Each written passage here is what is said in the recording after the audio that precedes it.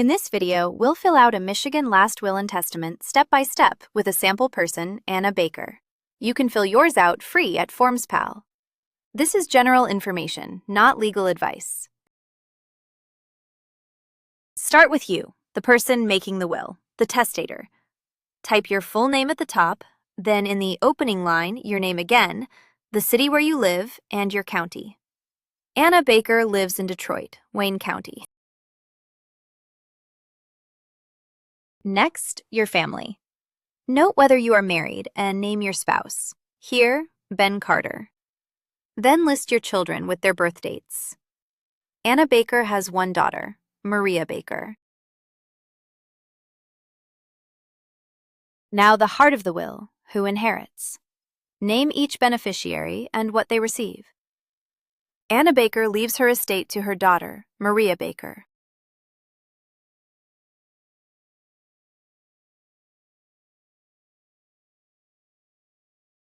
If you have minor children, name a guardian to raise them if both parents are gone, and an alternate. Anna Baker names Ben Carter, then Carlos Diaz as backup.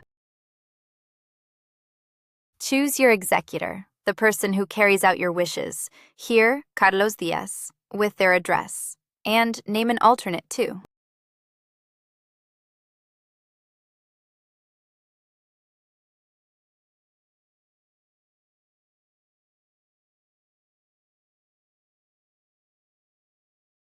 Hey there, and welcome. Today we're walking you through what you need to know about executing a valid last will and testament.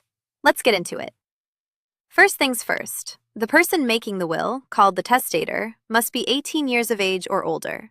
That's the minimum age requirement to get started. Next, you'll need 2 witnesses present. And here's an important detail. Those witnesses must sign in the testator's presence. Last, sign your will. Print your name, then the city and state where you sign. Your witnesses sign too. Here, Devin Lee and Priya Shah.